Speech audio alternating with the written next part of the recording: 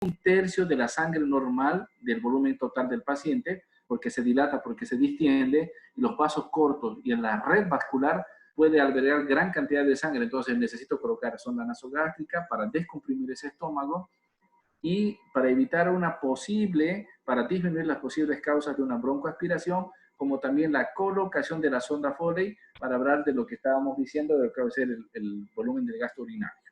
¿Está bien? El tratamiento. Para toda revisión primaria, para toda situación de trauma, nunca debe utilizarse la vía central.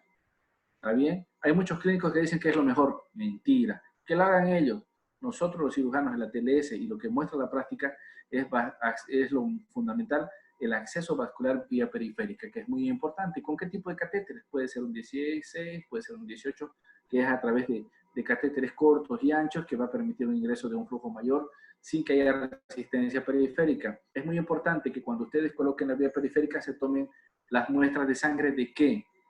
3 cosas importantes: hematocrito, hemoglobina, grupo y factor. Hematocrito, hemoglobina, grupo y factor. Si es una mujer en estado fértil, TESPAC. Son 4 cosas en sí, son 3 fundamentalmente en general. Hemoglobina, para saber si necesita transfusión urgente. Hematocrito, para determinar la concentración del paciente, la hemoconcentración del paciente. Y por último, el grupo y factor, para determinar lo que va a ser lo que va a ser la transfusión. Estoy avanzada, ¿no? ¿Qué les pareció? Interesante, ¿no? Lo que va a ser la donación del plasma, ¿cierto? Muy importante que sepan esos principios fundamentales y es en razón a lo que va a ser el grupo y factor, que es muy importante. ¿Está bien? El tratamiento. Para determinar las respuestas necesito hacer infusión de líquido. ¿Está bien? Lo que es lo más importante que ustedes van a determinar para poder entender. Administración de líquido, ¿qué? Ringer lactato. ¿Puede ser una solución salina normal? Sí. Debo administrar rápidamente entre 1500 a 2000 ml, 20 ml por kilogramo peso. Y hay una ley importante que no se modifica en tiempo ni espacio.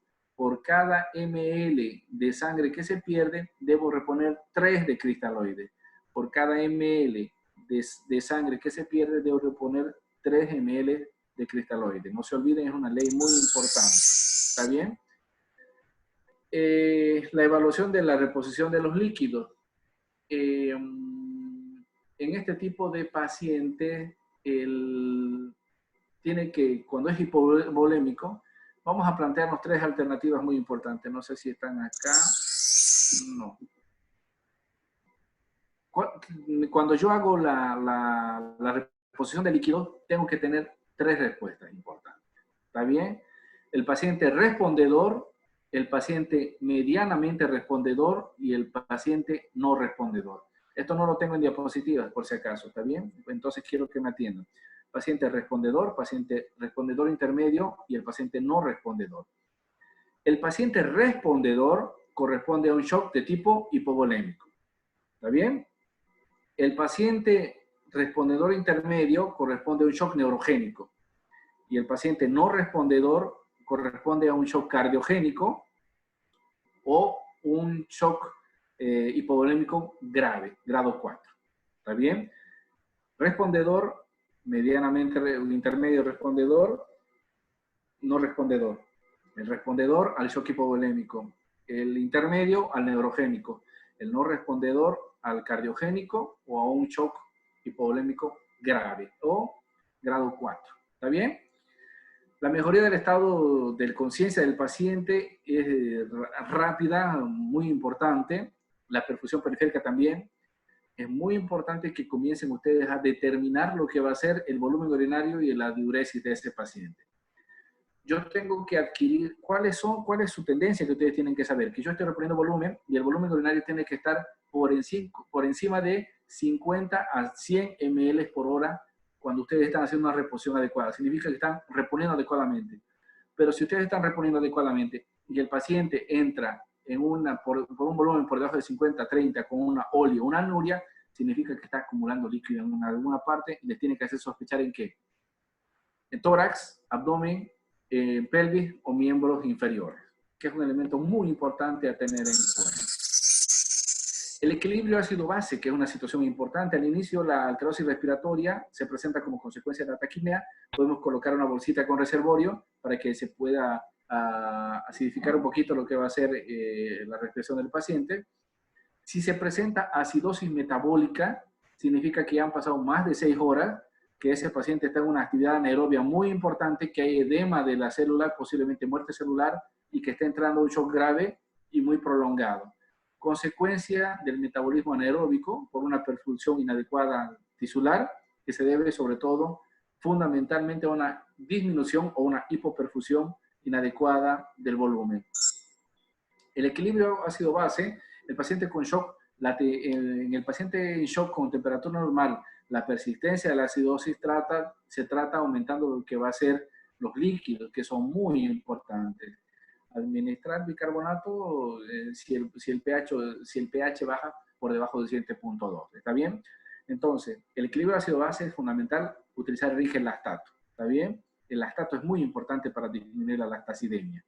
Administrar bicarbonato siempre y cuando el valor del pH esté por debajo de los 7.2. ¿Cuándo debemos reponer no es sangre, concentrado de eritrocitos? El valor actualmente dice que la hemoglobina, ¿cuánto tiene que estar la hemoglobina? ¿Alguien me puede decir?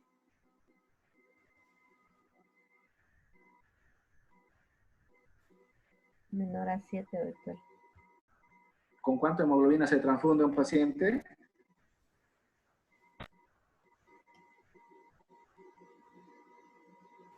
Han avanzado, ¿no? ¿Con cuánto? ¿Saben?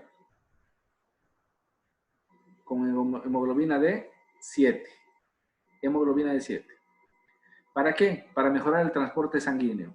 El calentamiento de las soluciones plasma cristaloides en baño María. No coloquen al microondas. Yo he visto varias personas colocando al microondas la sangre. No están haciendo sangre, están haciendo negra, morcilla. No sirve para nada. Necesitamos calentar los cristaloides a 39 grados centígrados. Quiere decir un poquito más de nuestra temperatura. No se olviden, 39 grados centígrados. La sangre, el plasma, destroza no deben ser calentados en hornos microondas. Estoy haciendo la recomendación.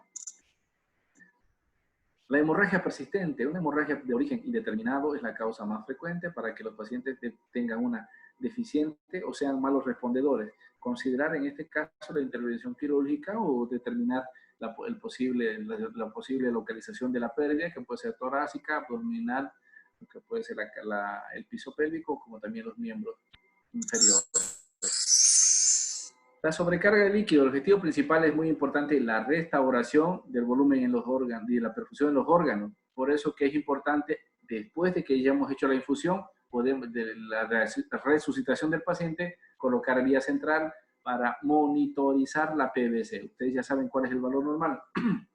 8 a 12 centímetros de agua, por encima de 12 seguramente voy a tener una sobrecarga de volumen, en el cual básicamente tengo que reducir los líquidos y posiblemente dar un diurético. La medición exacta de la opción cardíaca corresponde a la relación entre el volumen ventricular diastólico final y el volumen de eyección sistólica, obviamente, ¿no? El gasto cardíaco.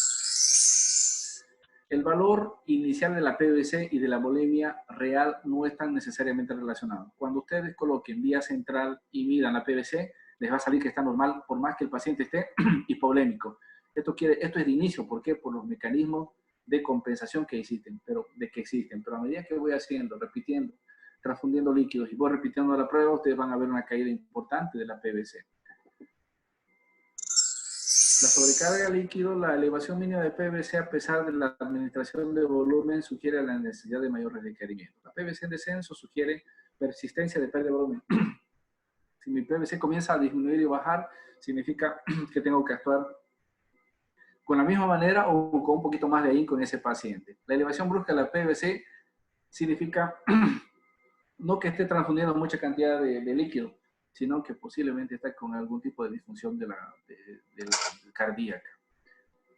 Diagnóstico de otros problemas, ventilatorio, que puede estar con un puede estar con un neumotórax a tensión o puede estar con un neumotórax masivo.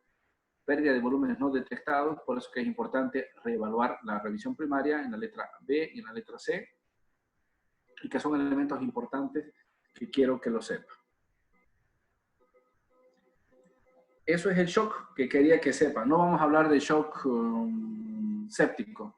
En esta materia no corresponde. El shock cardiogénico, básicamente el tratamiento puede ser la pericardiocentesis, puede ser el drenaje de lo que va a ser el neumotórax.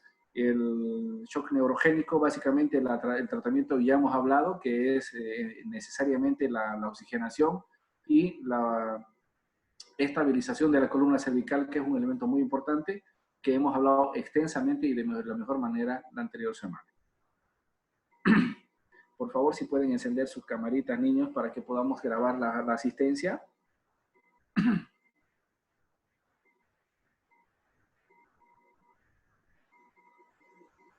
Creo que estamos grabando la clase, así que no es necesario que respondamos esa pregunta. ¿Preguntas, muchachos, que ustedes tengan?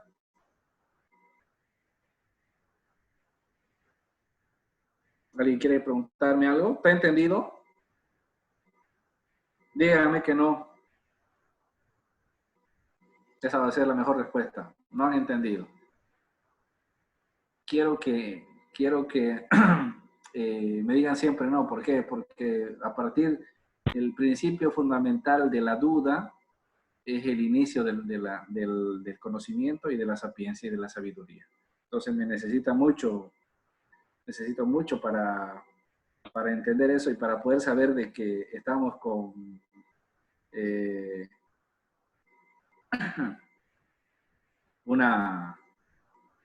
una disposición al aprendizaje.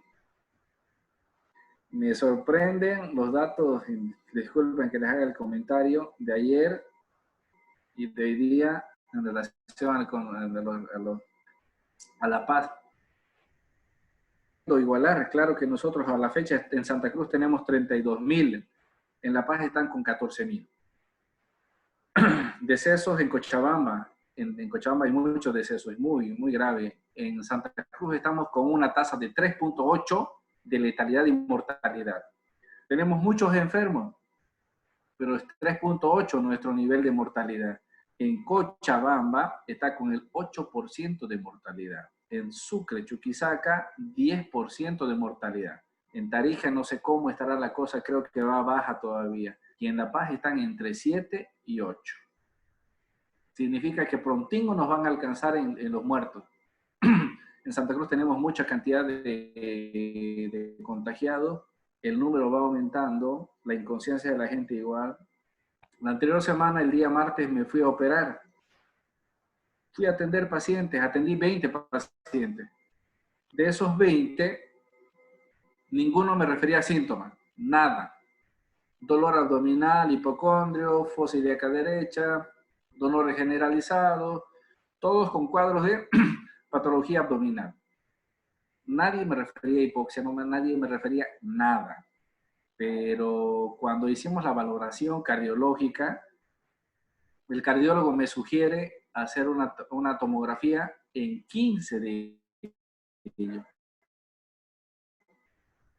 15, le digo, escucho ruidos diferentes pulmonares, me dice. Bueno, está bien, les hicimos tomografía. De los 20, 15 tenían tomados más del 50% de los pulmones.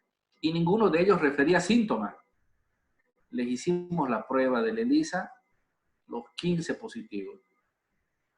Quiere decir que la mayoría de los pacientes están asintomáticos y tienen una lesión pulmonar. Por lo que ustedes tienen que tener mucho cuidado. Yo comprendí que tenía la seguridad de estar manejando adecuadamente a mis pacientes. Ahora, de esos 20, a los 20 yo me puse normas de bioseguridad, obviamente, con todo. Obviamente que el virus en algún momento me va a pillar, se me va a filtrar por algún lado, ¿no? No sabemos por dónde viene. Pero hoy día, por ejemplo, se ha discutido en el CRIDAI cuándo vuelven los internos. Y eso afecta directamente a ustedes. La verdad, no sé cuándo van a ser internados ustedes. La verdad está muy complicada la situación para ustedes. No sé cuánto se vaya a retrasar. La universidad seguimos con las peleas internas, políticas de cuándo hacemos, no lo hacemos. Esperemos que todo vaya en pro de bien y sería muy importante que ustedes vayan ya tomando sus recaudos en relación a lo que va a ser el internado, que es muy importante. Posiblemente el internado vuelva posiblemente en septiembre a los hospitales. Obviamente que vamos a tener un nivel alto importante de contagiados. Quiero que se cuiden mucho. ¿Tienen alguna pregunta en relación al shock? ¿Alguien quiere levantar la mano? Doctor, una pregunta. No. En shock cardiogénico dijo que se piden exámenes como CPK, MB, fracción de ¿qué más dijo? No MB escuché y la muy bien. troponina T. Troponina T. Ya, doctor, esa era mi pregunta. Gracias. Todo lo que usted tiene que ver en un infarto cardíaco. Va a pedir un electrocardiograma, una plaquita y las enzimas. Inclusive, ¿no? Se pide fracción MB, la CPK-MB, se pide la troponina T y un otro elemento. ¿Cuál es? A ver, mentes jóvenes, ayúdenme. ¿Cuál? Último.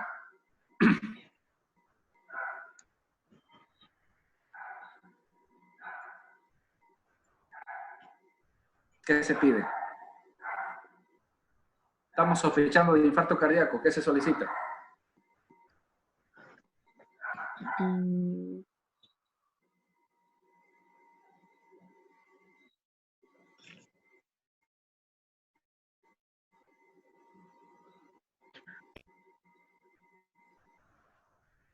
¿Nada? Se les va a morir el paciente. Ionograma.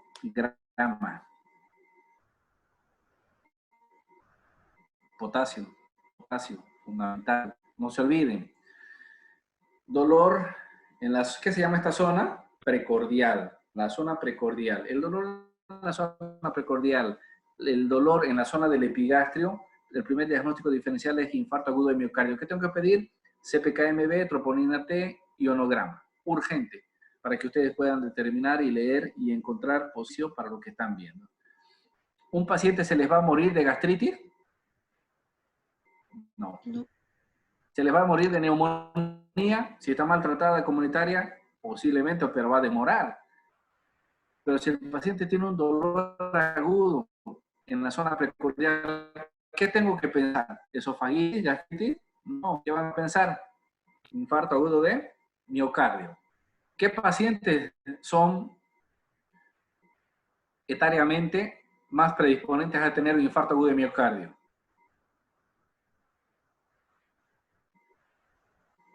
¿Desde qué edad?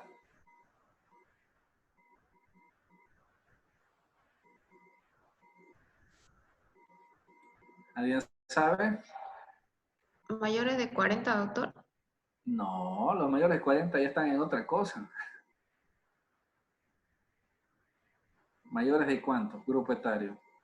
¿Ustedes no será que tienen un infartito ahora? Claro que sí. Por encima de los 25 años. Antes era 40, antes era 35, era 30.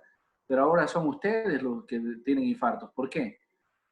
Primordialmente se alimentan de comida chatarra, ¿cierto? Primordialmente. No hay actividad física. A eso se añade que toman a diestra y siniestra café, fuman, bebidas energéticas que no tienen razón muchas veces. Y a ello se añaden algunas otras, el alcoholismo, como también lo que van a ser las drogas. Entonces, por ya pacientes por 25 años, lo primero que tengo que sospechar, con un dolor importante de iris, de muerte inminente, infarto agudo de miocardio. Les va a ir bien. Esto hemos hecho mucho en emergencia, hemos visto mucho en emergencia, muchos pacientes. Entonces ya el grupo etario lo decimos los 40. Ya ustedes tienen que hacer inmediatamente lo que les estoy hablando, determinar un electrocardiograma y ver qué es lo que sucede. Es más, Ángeles y Caro, háganme un favor. La clase práctica que vaya en eso, ¿les parece? Que nos hagan recuerdo en lo que va a ser el infarto agudo de miocardio. Así vamos a saber un poquito de lo que es el electro, lo que son las enzimas qué es lo que tengo que pedir, qué tengo que solicitar y que tengo que darme cuenta en el trauma, qué es lo que más importante que yo debo verificar para poder tener en juicio. ¿Está bien? ¿Les parece? Por favor, Ángeles y Caro, me ponen eso para el grupo de práctica. Está bien, Para que doctor. lo tengan en cuenta. ¿Solo ¿Alguna? relacionado a infarto agudo de miocardio, doctor? Solo infarto agudo de miocardio. ¿Qué se ve? Entonces sería electro y laboratorios, ¿no? Electro y laboratorios. ¿Qué es lo que se ve en el electro? ¿Cuáles son las principales características en el electro?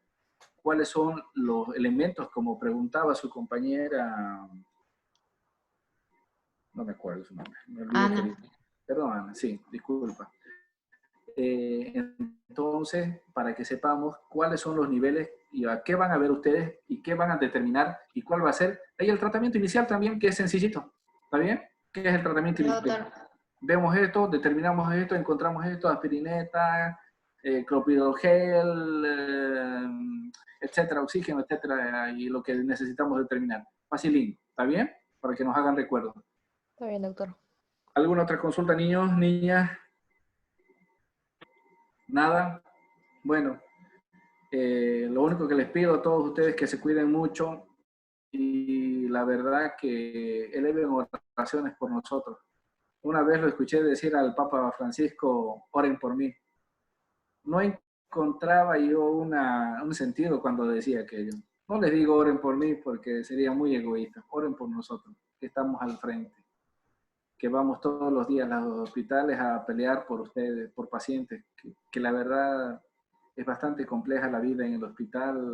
En una cama está un paciente sano, en la otra parece sano, los dos están enfermos, se contagian, hay muchos muertos, es una sensación desagradable y la verdad que el desánimo es cada que vez que vayamos al hospital, pero tenemos que tener la valentía y la valentía no la sacamos humanamente, la sacamos de un ser divino que se llama Dios, que permite de que nosotros estemos al tanto. Elevemos también nuestras oraciones por nuestro querido maestro, el doctor Torres. Torres, ¿no? Sí. Que era una gran persona a la cual yo lo conocí cuando yo era director en el Hospital de la Caja Petrolera, la cual la amistad creció mucho. Una persona a la cual ustedes saludaban y les devolvía el saludo, les miraba la cara. Una persona sencilla, humilde. Ese hombre era jefe, aprendió a ser jefe, pero siempre siendo un esclavo. Siempre sabía, dijo Jesús, ¿no? Para ser buen rey hay que ser un buen esclavo. Y el doctor lo era. Siempre amable, siempre educado, siempre sencillo. Y ese tipo de personas, queridos muchachos, es los que uno tiene que ser. Porque muchos de ustedes cuando salen de médicos, yo me los encuentro. Yo tengo mi cabaña en Samaipata. Y cada vez que voy a Samaipata, me pillo a alguno de ustedes. Por poco y nos chocamos y no nos conocemos. No me llama la atención, les juro, no me llama la atención. Me llama la atención que me saluden, que me digan, doctor, buenas tardes, buenas noches. No es porque me están haciendo adagio, sino porque estamos correspondiendo a la educación que tenemos desde nuestras casas. Yo si los veo y los reconozco, los voy a saludar con mucho agrado, porque esa es mi razón de ser y como la era del doctor. Y espero que eso sean ustedes. Cada uno de ustedes tenga un poquito del doctor Torres en cada uno de ustedes y sean eso.